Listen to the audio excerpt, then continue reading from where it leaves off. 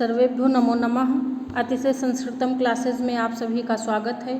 इससे पहले हम लोग तत्पुरुष समास पढ़ रहे थे, जिसके सूत्र और उदाहरण हम लोगों ने पढ़ लिए हैं। साथ साथ टेस्ट सीरीज भी हल कर रहे हैं। और आज का समास है बहुव्रीहि समास, जो कि TGT, PGT, net JRF, assistant professor, MP वर्ग 2 आदि सभी परीक्षाओं के लिए बहुत ही महत्वपूर्ण है। तो शेषो बहुव्रीहि इसका पहला सूत्र है। बहुव्रीहि समास का पहला सूत्र है। मुख्य सूत्र केवल देखेंगे जो कि उदाहरणों में प्रयोग होंगे। तो शेषो बहुव्रीहि ये सूत्र है 2-2-23 नंबर का ये सूत्र है। इसकी वृत्ति है अधिकारो अयम प्राक् द्वंद्वात्, अर्थात यह शेषो बहुव्रीहि अधिकार सूत्र है। और ये देखिए हमने यहाँ लिखा भी है अधिकार सूत्र। अधिकारो अयम प्राक् द्वंद्वात्। देखिए वृत्तियों से सवाल पूछे जाते हैं, इसलिए वृत्ति किसी भी सूत्र की वृत्ति आना आवश्यक है। और इस शेषो बहुव्रीहि का अर्थ है द्वंद्व से पूर्व तक बहुव्रीहि समास का अधिकार है। ये जो अर्थ लिखते हैं इसी वृत्ति का अर्थ है। तो अधिकारो अयम प्राक् द्वंद्वात् का मतलब है द्वंद्व समास के पूर्व तक। प्राक् माने पूर्व तक, ये यहाँ प्राक् दिया है ना, तो प्राक् का अर्थ है ये पूर्व, यानी द्वंद्व से पूर्व तक बहुव्रीहि समास का अधिकार है, इसलिए ये अधिकार सूत्र है। यहाँ पर शेष का अर्थ है उक्ताद अन्यः शेषः, यानी कि उक्त अर्थात कहे हुए से बचे हुए को शेष कहते हैं। जैसे किसी समास में पहला पद प्रधान, किसी में दूसरा प्रधान, किसी में दोनों प्रधान, लेकिन बहुव्रीहि समास में अन्य पद प्रधान।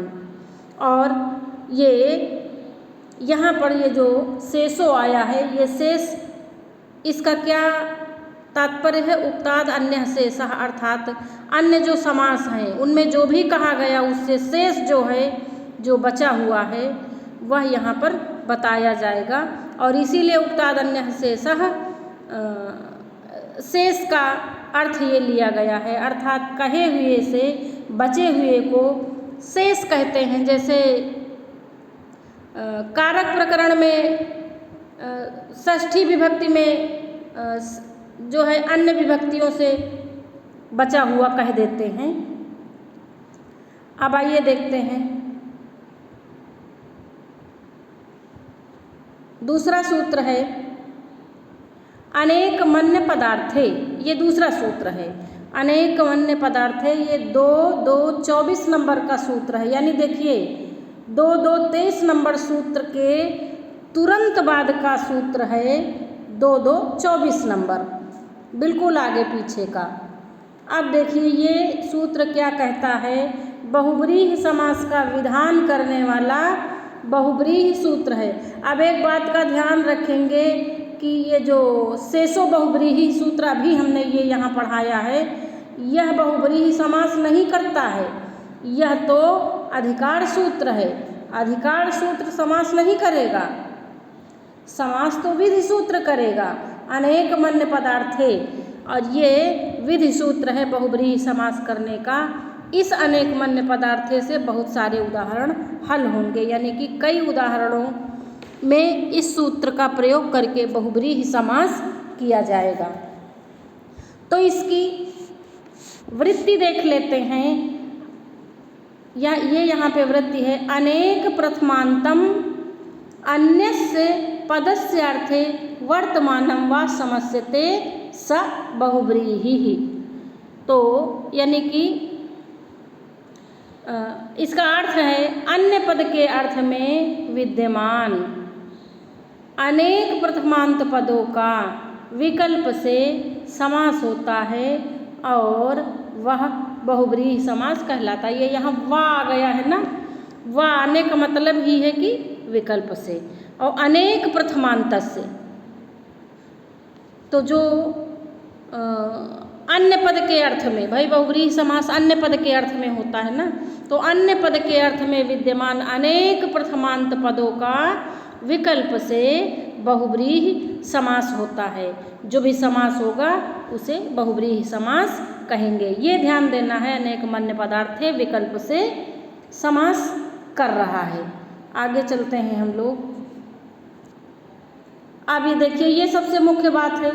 जैसे तत्पुरुष समास 2 प्रकार का था, वैसे बहुव्रीहि समास भी 2 प्रकार का है। बस थोड़ा सा ध्यान देने की बात यहाँ पर है कि जैसे तत्पुरुष समास में समानाधिकरण तत्पुरुष और व्यधिकरण तत्पुरुष था, तो यहाँ पर भी समानाधिकरण बहुव्रीहि और व्याधिकरण बहुव्रीहि समास है। लेकिन थोड़ा सा अंतर ये है कि तत्पुरुष समास में जो समानाधिकरण वाला तत्पुरुष था, तो उसमें समानाधिकरण तत्पुरुष समास कर्मधारय संज्ञक था, लेकिन यहाँ पर ऐसा कुछ भी नहीं है। चलिए आइए देख लेते हैं समानाधिकरण बहुव्रीहि। ये यहाँ पे तो समानाधिकरण बहुव्रीहि समास के 2 भेद, पहला समानाधिकरण, दूसरा व्यधिकरण। तो जो समानाधिकरण है वह उसकी पहचान है जिस बहुव्रीहि समास के विग्रह वाक्य में दोनों पदों की विभक्तियां समान हों, समानाधिकरण बहुव्रीहि कहते हैं। इसके 6 भेद हैं। समानाधिकरण बहुव्रीहि के कितने भेद हैं? 6 भेद हैं। और अब हम 6 भेदों को, और ये 6 भेद हैं कौन से? द्वितीय से लेकर सप्तमी तक 6 भेद होंगे समानाधिकरण बहुव्रीहि के। अच्छा, समानाधिकरण का क्या मतलब है? जैसे किसी भी समास में 2 पद हैं तो दोनों पदों में समान विभक्तियां होंगी, यानी द्वितीय है तो द्वितीय, तृतीय है तो तृतीय, चतुर्थी है तो चतुर्थी, दोनों पदों में समान विभक्तियां होंगी। वहीं पर वही समास समानाधिकरण बहुव्रीहि कहलाएगा। जैसे हम लोग पहला भेद देखते हैं, द्वितीय बहुव्रीहि प्राप्तोदकः, प्राप्तम उदकम यम सः। तो ये देखिए, प्राप्तम और उदकम ये द्वितीय बहुव्रीहि का उदाहरण है। दोनों पदों में द्वितीय विभक्ति की गई है, इसलिए ये द्वितीय समानाधिकरण के अर्थ में बहुव्रीहि समास है। और अगला देख लेते हैं हम लोग, तृतीय बहुव्रीहि। ये दूसरा भेद जो है, द्वितीय से लेकर षष्ठी तक हमने बताया है। तो नंबर 2 पे तृतीय बहुव्रीहि है, प्रथमा नहीं होगा, द्वितीय से सप्तमी तक होगा समानाधिकरण बहुव्रीहि में। तो यहाँ पर होगा तृतीय बहुव्रीहि में पीत दुग्धः, पीतम दुग्धम येन सः। यहाँ देखिए, इसमें ये यम, येन, यस, ये सभी ये बताते हैं कि कौन सा समास है या किस विभक्ति का है, ये बताते हैं। तो तृतीय वाले में है पीत दुग्धः, पीतम दुग्धम येन सः, यानी कि ये येन से हम पकड़ लेंगे कि ये तृतीय बहुव्रीहि समास होगा, और ये तृतीय समानाधिकरण के अर्थ में बहुव्रीहि समास माना जाएगा। उसके बाद हम लोग नंबर 3 जो इसका भेद देखते हैं, नंबर 3 पे है चतुर्थी समानाधिकरण बहुव्रीहि। तो यहाँ पर चतुर्थी में है, चतुर्थी बहुव्रीहि में देखेंगे दत्त धनः, दत्तम धनम। यहाँ पे यस नहीं होगा, यस्मय होगा, यस्मय। भाई यस्मय नहीं होगा तो चतुर्थी कैसे होगा? यस से तो षष्ठी वाला है, ये यस्मय होगा, ये गलती से लिख गया था। तो दत्त धनः, दत्तम धनम, यस्मय सः। इनसे हम यह येन, यस, यस्मय, ये जो सर्वनाम प्रयुक्त हैं, हम इनसे ये पकड़ लेंगे कि कौन सा बहुव्रीहि समास है। चलिए आगे देखते हैं पंचमी। अब पंचमी बहुव्रीहि, पंचमी समानाधिकरण बहुव्रीहि समझेंगे। शॉर्टकट में थोड़ा हमने नोट्स की दृष्टि से लिखा है। जो चौथा भेद है पंचमी समानाधिकरण बहुव्रीहि, और ये पंचमी का उदाहरण है पतित पत्रः। पतितानि पत्राणि यस्मात् सः। अब यस्मात् आ गया ना, तो ये पंचमी में जाएगा, तो पंचमी समानाधिकरण बहुव्रीहि। और पांचवा भेद है षष्ठी समानाधिकरण बहुव्रीहि। इसका उदाहरण है पीताम्बरः। पीतम अम्बरम यस्य सः। अब ये यस्य पद आया ना, इसी से पकड़ लेंगे षष्ठी समानाधिकरण बहुव्रीहि। और लास्ट भेद है छठे नंबर का, हमने 6 भेद बताए थे ना, तो छठवां भेद है सप्तमी समानाधिकरण बहुव्रीहि। और इसमें उदाहरण है पुण्य सलिला। पुण्यम सलिलम यस्याम सा। तो पुण्य सलिल है जिसका, पुण्य सलिल है जिसमें, वह, जिसमें करेंगे ना, यस्याम है इसलिए जिसमें, सप्तमी में पर कारक चिन्ह है। तो ये इतनी बात समानाधिकरण बहुव्रीहि समझ गए होंगे, मुझे उम्मीद है बहुत कठिन नहीं है। और ये एक विशेष बात देख लेते हैं, जैसे नोट ये लगा के इसीलिए हम लिखे हैं पीताम्बरम। पूछा जाए पीताम्बरम में कौन सा समास है, तो पीतम अम्बरम जब हम करेंगे पीला कपड़ा, तो ये कर्मधारय तत्पुरुष समास बनेगा। लेकिन पीताम्बरः में कौन सा समास है, पीतम अम्बरम यस्य सः, जिसका कपड़ा पीला है वह, अर्थात श्री कृष्ण। तो ये बहुव्रीहि के अंतर्गत आएगा। ये यहाँ पे ये गड़बड़ हो गया। तो जब पीताम्बरम में समास पूछा जाएगा तो कर्मधारय तत्पुरुष लगाएंगे, पीताम्बरः में समास पूछा जाएगा तो बहुव्रीहि लगाएंगे, और उसी हिसाब से विग्रह बदलेगा। समास विग्रह के आधार पर बदल जाता है। और संस्कृत इतना टेक्निकल लैंग्वेज है, इतना बढ़िया है कि जो भी समास है उसमें वही समास है। जैसे बहुव्रीहि में पूछा जाए कौन सा समास है, तो बहवः व्रीहयः यस्य सः बहुव्रीहि, यानी कि बहुव्रीहि इस पद में भी बहुव्रीहि समास है, ऐसा समझेंगे। तो जैसे द्वंद्व है, तो द्वंद्व में कौन सा समास है, द्वंद्व में द्वंद्व समास है। द्विगु में द्विगु समास है। ऐसे इस तरीके से थोड़ा इंटरेस्टिंग तरीके से देखें तो व्याकरण बिल्कुल कठिन नहीं है। अब हम लोग समानाधिकरण बहुव्रीहि के 6 भेद पढ़ लिए हैं, द्वितीया से षष्ठी तक के आ गए। अब हम लोग व्यधिकरण बहुव्रीहि में। व्यधिकरण वह है जिसके दोनों शब्द प्रथमांत ना हो, और ना तो केवल एक ही शब्द प्रथमांत हो, दूसरा षष्ठी या सप्तमी में हो। यानी कहने का तात्पर्य यह है कि इसमें ये जो व्यधिकरण बहुव्रीहि है कि इसमें दोनों पद प्रथमांत नहीं होंगे। भाई प्रथमा विभक्ति छूट गई थी ना, समानाधिकरण में द्वितीय से षष्ठी तक हमने पढ़ लिया, और ये व्यधिकरण में बता रहे हैं कि व्यधिकरण बहुव्रीहि हुआ है जिसके दोनों शब्द प्रथमांत ना हो, केवल एक ही शब्द प्रथमांत हो, दूसरा षष्ठी में हो या सप्तमी में हो। तो इसके उदाहरण देखते हैं।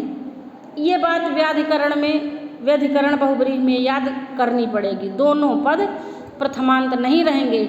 ये ना सोचें कि द्वितीय से षष्ठी तक समानाधिकरण में पढ़ लिए हैं तो प्रथमा विभक्ति बचती है, तो ये व्यधिकरण में जाएगा। व्यधिकरण में तब जाएगा जब दोनों पदों में प्रथमांत ना हो, एक पद प्रथमांत हो, दूसरा षष्ठी या सप्तमी में हो। देखिए उदाहरण देखेंगे तब समझ में आएगा। जैसे चंद्रशेखरः, चंद्रः शेखरे यस्य सः, चंद्रः ये प्रथमा है, और यहाँ पे यस्य से षष्ठी का बोध होता है। तो देखिए अलग अलग हो गया ना।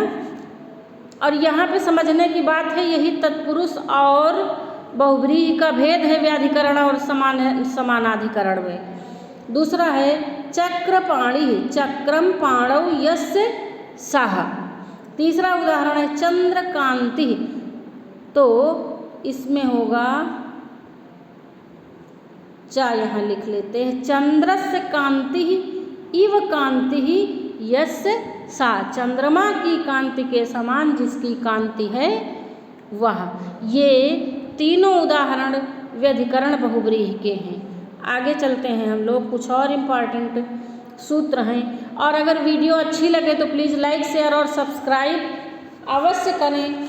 और हमने जो बताया था कि इस समय यूट्यूब में अपडेशन वर्क चल रहा है, तो पता नहीं क्यों वीडियोस इंग्लिश में आ जाती है किसी किसी में, तो अपना जब भी ये चलाएं हमारा वीडियो तो सेटिंग में जाके ऑडियो ट्रैक पर जाएं और उसमें इंग्लिश यूनाइटेड और हिंदी ओरिजिनल 2 ऑप्शन होंगे ऑडियो ट्रैक में। तो आप लोग हिंदी ओरिजिनल कर लें, बड़े आराम से वीडियो हिंदी में चलने लगेगी। ये थोड़ा सा प्रॉब्लम आ गई है, तो आप लोग इसे स्वयं से क्लियर कर सकते हैं। अगला सूत्र है सप्तमी विशेषणे बहुव्रीहौ। अब ये सूत्र क्या कहता है, 2-2-35 नंबर का ये सूत्र है। और ये सूत्र क्या बताता है, ये विधि सूत्र है। और सप्तमी विशेषणे बहुव्रीहौ कहता है विधि सूत्र, बहुव्रीहि समास में सप्तम्यंत शब्द तथा विशेषण शब्द का पूर्व में प्रयोग होता है। बहुव्रीहि समास में सप्तम्यंत शब्द तथा विशेषण का पूर्व प्रयोग होता है। ऐसा देखेंगे हम लोग उदाहरण से। उदाहरण है कंठे कालः, तो कंठे कालो यस्य सः। ये लौकिक विग्रह है, देखिए कंठ नि काल सु। तो ये जो कंठ है ये सप्तम्यंत पद है और सप्तमी विशेषणे बहुव्रीहौ सूत्र कहता है कि जो सप्तम्यंत शब्द है उसका पूर्व में प्रयोग, इसीलिए कंठे इसका पूर्व में प्रयोग हुआ है, ऐसा समझेंगे। चलिए आगे देखते हैं। अगला ये वार्तिक है प्रादिसभ्यो, ये यहाँ पे कुछ गलत है, प्रादिभ्यो, अच्छा ये सा होगा ही नहीं, भा है। प्रादिभ्यो धातुजस्य वाच्यो वाचोत्तर पद लोपः। तो प्रादिभ्यो धातुजस्य वाच्यो वा च उत्तर पद लोपः, ऐसे हम इसको देखेंगे। ये वार्तिक है और देखते हैं ये वार्तिक क्या कह रहा है। प्र आदि से परे जो धातु अर्थात कृदंत शब्द हों तो उनका समर्थ सुबंत के साथ अन्य पदार्थ में समास होता है और उत्तर पद का विकल्प से लोप हो जाता है। देखिए वा आया है ना यहाँ पे, जहाँ पे वा होगा वहाँ समझ लीजिए कि विकल्प प्रस्तुत हो रहा है। तो आइए यहाँ पे देख लेते हैं कि उत्तर पद का विकल्प से लोप हो रहा है कि नहीं। देखिए प्रपर्णः, प्रपतितः पर्णः यस्मात् सः बन गया प्रपर्णः। निर्गुणः, निर्गतः, निर्गताः गुणा यस्मात् सः बन गया निर्गुणः। विधवा, विगतो धवो यस्याः सा बन गया विधवा। ये हम समास सिद्धि नहीं करा रहे हैं, यहाँ पे हम जल्दी जल्दी परीक्षोपयोगी उदाहरण और सूत्र को देख रहे हैं। तो इस दृष्टि से अगर वीडियो पसंद आए तो प्लीज़ लाइक शेयर और सब्सक्राइब अवश्य करें। अगला वार्तिक है नई अस्त्यर्थानाम वाच्यो वा च उत्तर पद लोपः।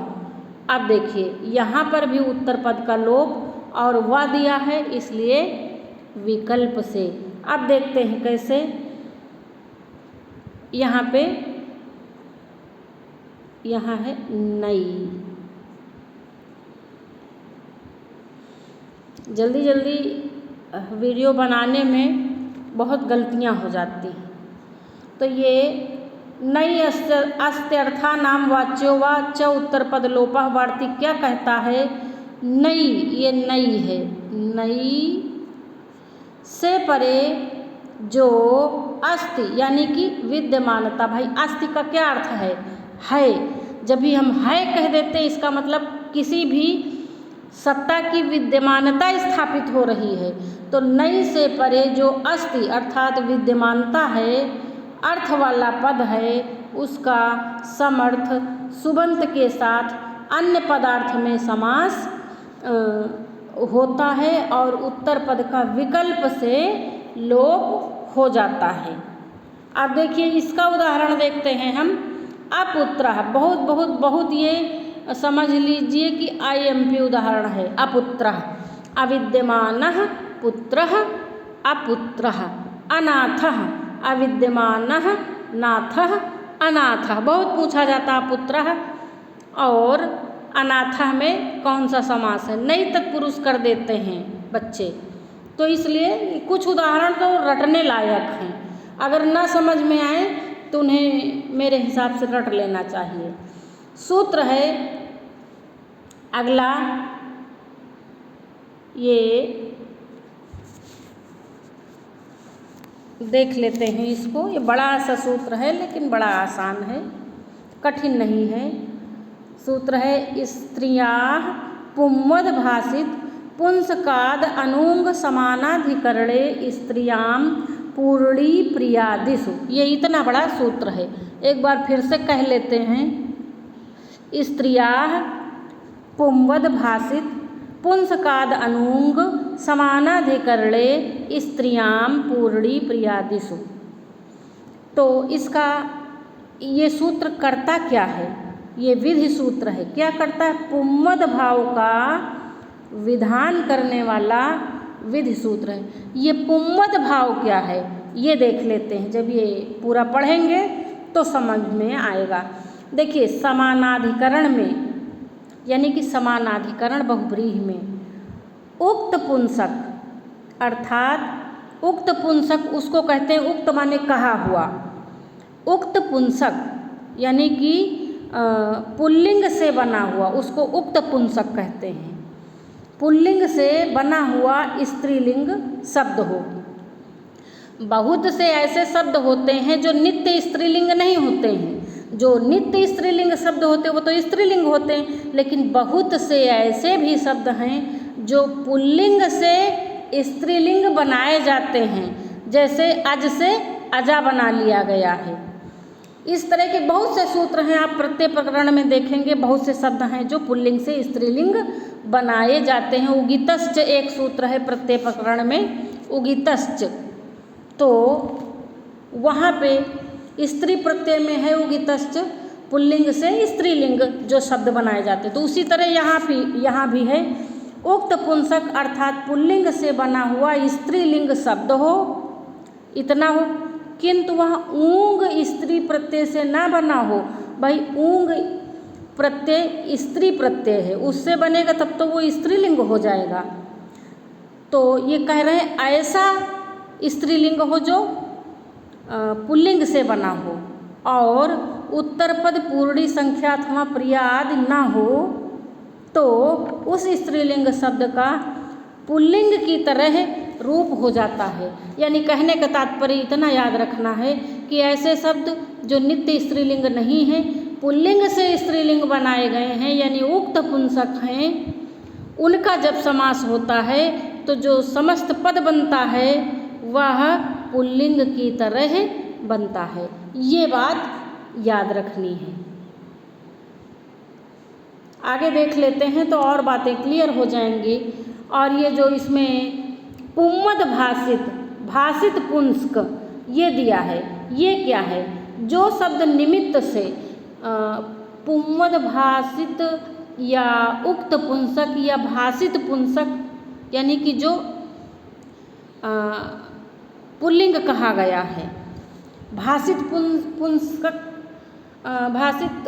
पुंसक जो शब्द निमित्त से पुल्लिंग, निमित्त से पुल्लिंग का मतलब है जो पुल्लिंग हो अन्य लिंगों में भी निमित्त से वह अन्य लिंगों में भी शब्द बन जाता हो। बहुत से ऐसे शब्द हैं जो पुल्लिंग में आते हैं तो पुल्लिंग जैसे प्रयोग किए जाते हैं, स्त्रीलिंग में आते हैं तो स्त्रीलिंग जैसे प्रयोग हो जाते हैं, शब्द वही हैं। और नपुंसक लिंग में नपुंसक लिंग की तरह प्रयोग हो जाते हैं। ऐसे शब्दों को भाषित पुंसक या उक्त पुंसक कहते हैं। जैसे देखिए यहाँ पे जो शब्द निमित्त से पुल्लिंग तथा अन्य लिंगों में भी प्रयोग होते हैं उन्हें भाषित पुंसक कहते हैं। यानी शब्द वही है, जब पुल्लिंग का निमित्त है तो पुल्लिंग जैसा प्रयोग होगा, जब स्त्रीलिंग का निमित्त है किसी वाक्य में तो स्त्रीलिंग जैसे प्रयोग होंगे, जब नपुंसक लिंग का कोई अभिप्राय है तो वो नपुंसक लिंग जैसे प्रयोग होते हैं। ये अर्थ है। अब आप सूत्र समझ गए होंगे। अब हम लोग इससे संबंधित उदाहरण देख लेते हैं। और जब ऐसे शब्द जब समस्त पद बनेंगे तो वह पुल्लिंग के समान उनका रूप हो जाता है। जैसे चित्रगुह, चित्रा गावो यस्य सह, चित्रा जस गो जस बन गया चित्रगुह। और रूपवद भार्यः, देखिए रूपवद भार्यः समस्त पद है, रूपवद भार्या नहीं है। भाई भार्या एक स्त्रीलिंग पद है, लेकिन यहाँ पर बन क्या रहा, रूपवद भार्यः। क्यों बन रहा, क्योंकि पुल्लिंगवत। तो रूपवती भार्या यस्य सह रूपवती धनसु और भार्या धनसु, ये अलौकिक विग्रह भी हमने लिख रखा है। फिर अगला है वामोरु भार्यः, वामोरु भार्या यस्य सह वामोरु सु भार्या सु। फिर है दीर्घ जंघा, दीर्घे जंघे स्तः यस्य सह दीर्घा औ जंघा औ, ये अलौकिक विग्रह है। और दीर्घे जंघे स्तः यस्य सह ये लौकिक विग्रह है। और दीर्घ जंघः समस्त पद है। सुंदरी भार्यः, सुंदरी भार्या अस्ति यस्य, यानी जिसकी भार्या सुंदर है वह। यहाँ पुल्लिंग का बोध हो रहा है ना, तो रूप तो पुल्लिंगवत बनेगा ही। तो सुंदरी भार्या सु, देखिए सुंदरी भार्या सु का अलौकिक विग्रह देखिए किस प्रकार का है, बिल्कुल अलग है। इसलिए ये आने के चांसेस बहुत ज़्यादा हैं। तो जहाँ भी कुछ विशेष हो उसे विशेष ढंग से पढ़ भी लेना चाहिए, ये मेरी अपील है। आज यहीं तक रखते हैं और मिलते हैं हम आपको बहुव्रीहि समास के आगे के सूत्रों के साथ अगली वीडियो में। धन्यवाद।